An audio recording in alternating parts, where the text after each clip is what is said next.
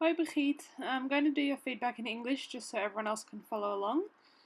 So you did really well. The only thing I would say here with these lap turns is that you can see here that your eyes and chest and feet are all facing the jump. Instead, I would like you to be a little bit more over towards jump 2, like you can see the green guy there, and face all your elements towards the dog's takeoff point. Take a step there with your right leg and hand, and then as the dog commits, you can switch to your left leg and hand for the lap turn. So that will help get a much tighter turn through that gap so that Kia doesn't go quite so wide after landing. So I'll give you an example here with me and Shay, my puppy. So you can see here I use my right leg and hand first. She's a bit closer to the jump already, so I don't take the step for very long. But I take a step here with my right leg and show her with my right hand the takeoff point, and then as she commits, I switch to my left hand and my left leg and move backwards to cue the lap turn. So if the dog is going through a tunnel or something before jump 1 like you are, then you just need to take that step for a little bit longer. So right leg, right hand, take a step. When you see that she commits to jump 1, you can switch to left hand, left leg, rather than standing still there. And that will just give her more information there. So you can see here that you're really facing this jump and not that connected to the dog. So that's really where you need to be rotating towards her takeoff spot and taking that step rather than having your legs together. And as soon as you see she's committed to the jump, which you can actually see here she already is because she's looking at the jump rather than looking at you, you can start moving backwards already to start cueing that lap turn. The earlier you do that, the tighter she will turn between 1 and 2. So once you started your motion backwards, I think the rest of this part was really good. You kept your motion going to the perfect position to start cueing the lap turn. Now the only thing here is you're quite upright and your hand is very far back, so you can see she actually looks up at you rather than at where she's going. So I'd like to see you get down a bit lower, so bend forward a little bit and keep your hand low and turn your wrist to cue the lap turn rather than turning your arm up in the air. So just turning your hand so that she can look a little bit lower and doesn't have to look up in the air. But considering you guys haven't been doing this very long, I think that was really good for your first attempt, so well done. Now with the double lap turn, same thing. So to start here for jump 1, I'd like to see you take a step with your right leg and point with your right hand at the takeoff spot of jump 1 now, instead of keeping your legs together. And then now you should be starting to move backwards already. So she's committing at least a step before she jumps. So by that point you should be moving into the lap turn. Your actual double lap turn cue is really good. You just need to trust her a bit more. So now you can see she's going to take the jump.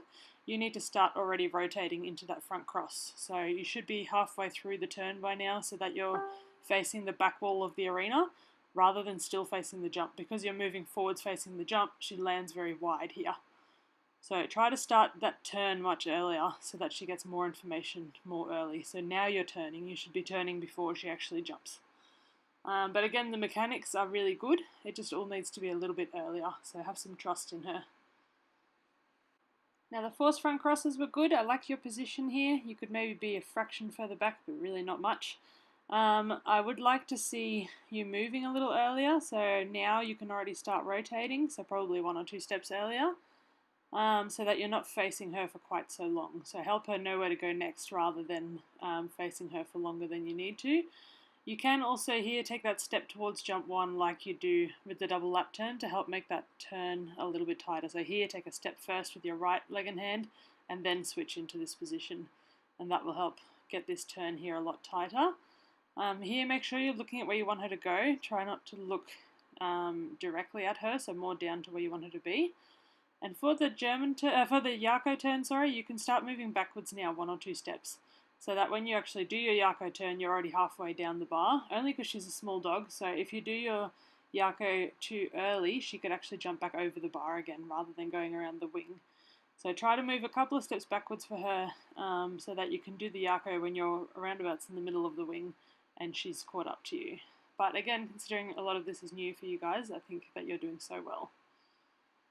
Now with the forced front cross, same thing, except you actually move backwards too much this time. So this is good. You can reward her there a couple of times to help her learn to come there a bit more easily. Now at this point she's committing to this jump. When you see her jumping, I want you to move towards the back wall of the arena. So instead of moving to the right on the screen here, I want you to move straight backwards towards where the next obstacle would be. That way, by the time she comes around this bottom wing, she's not quite so wide and she knows where she's going next, rather than waiting for her to come around. So when you see her commit to the jump, run down the arena as opposed to sideways across the arena. And then pick her up over your left like you're doing here. That part is good.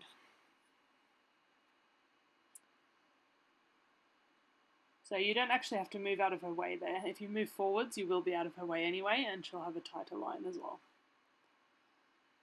With the backside sends, mechanically they're very good. They're just a little bit late. So I want you to have a look at her commitment to the correct line. So she's actually already starting to prepare here what she's going to do for jump 2 because she's committed to jump 1. So by this point you should be moving forwards towards jump 2 and taking that step already. See, now she's landed quite wide because she was planning to take the front side of jump 2. So if you started moving and taking that step a little earlier, she would have a nicer, tighter line there. Besides that, she reads this quite well. If you take that step earlier, you can also get out of there earlier so that you get a little bit further ahead of her. So then this section all becomes a bit smoother. So I'd like to see you try that again if you can.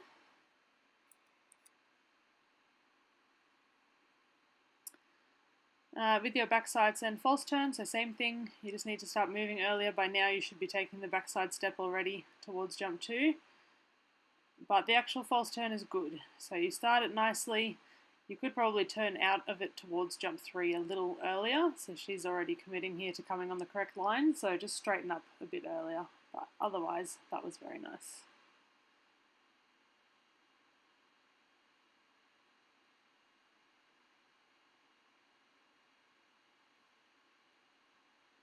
You can see you guys are having a lot of fun. I think that's really important. So well done with that. Your backside reverse spin is really good. I think that either you've done these before or they feel quite comfortable for you, but your send is good, your timing of doing the reverse spin is quite good as well. The only really thing I can pick up here is that you need to reconnect with her. So at this point you should be looking at her rather than at where you're going. That reconnection will help her drive out of the turn better and will give her a tighter line there as well. So just turn your head to make contact with her there.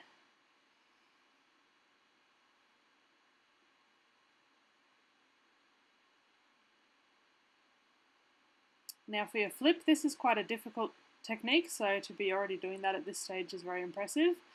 A lot of it you did really well. The main thing I would say is when you do the front cross part of the flip, so here, try to move back towards jump 1 a little bit. So the more you pull back towards jump 1, the tighter she will turn here and the earlier you can blind cross.